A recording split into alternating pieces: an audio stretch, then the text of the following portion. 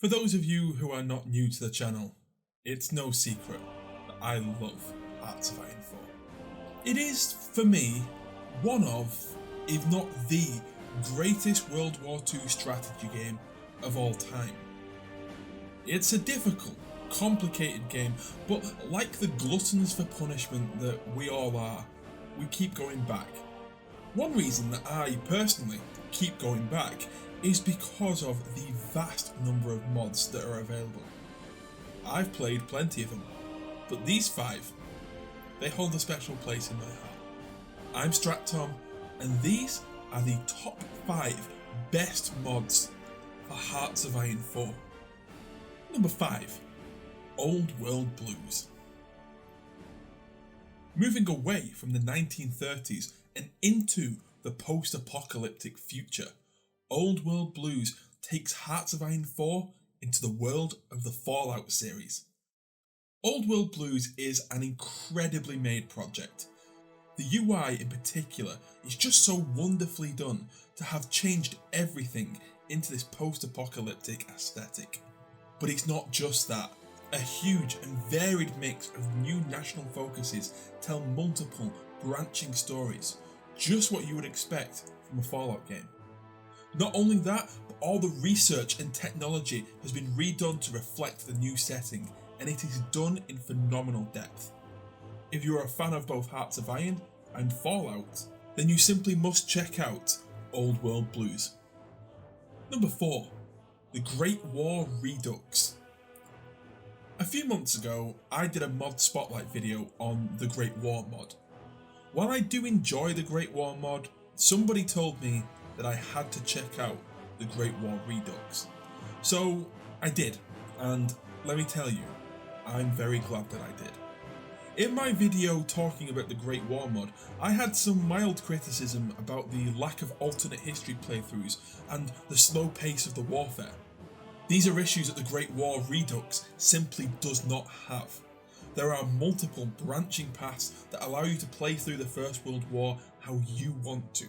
For me, it is a much more satisfying experience. It's a different playstyle to the base game too, being much more infantry based. Developing tanks and an air force are late game additions and can really turn the tide in your favour. If you were always fascinated by the Great War and wanted to play through a World War I setting, but found the Great War mod a little too linear, then the Great War Redux is for you. Number 3, Equestrian War. At number 3, we have something a lot different. Equestrian War makes the obvious connection between the tactical and logistics based World War II strategy genre and the world of My Little Pony. Like I said, an obvious connection to make. I had heard of, but not played Equestrian War for some time, thinking it sounded like a fun idea, but a bit too irreverent for my taste. If you are like I was, then I implore you, give this one a go. It is so much more than a silly gimmick.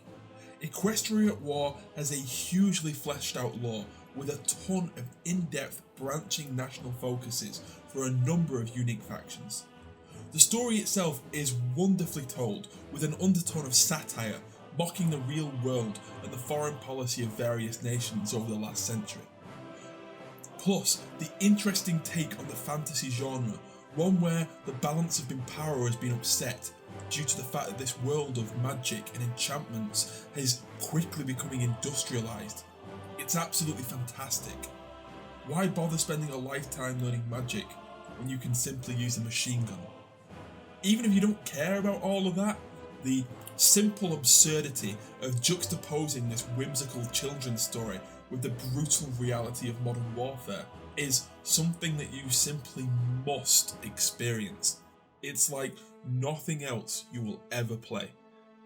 Number 2, the Road to 56. The Road to 56 is a simple premise. Take Hoi 4 and move the end date to 1956.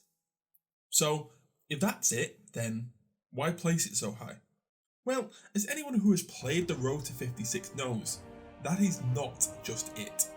Alongside the excellent new expanded tech trees, what makes the Road to 56 a must-have mod for Hoi 4 is its national focuses. Personally, my favourite way of playing Hoi 4 is with historical AI focuses turned off. I love going down all the alternate history paths and seeing what weird and wonderful outcomes will occur. The Road to 56 is perfect for players like me, as the mod massively, and I do mean massively, expands the national focuses and gives every nation multiple and sometimes absurd paths to go down. In addition to this, I strongly suspect that the Paradox developers keep a keen eye on every Road to 56 update, because some of the new national focuses that come out with every new bit of DLC look suspiciously like national focus paths I've already played before with the Road to 56. If you're looking for a more fleshed out experience when it comes to playing Hearts of Iron 4, then I definitely suggest travelling down the Road to 56. Number 1. Kaiserreich. The order in which I put these mods was something I deliberated over, all except number 1. There was no doubt in my mind that the greatest Hearts of Iron mod is undoubtedly, unequivocally, Kaiserreich.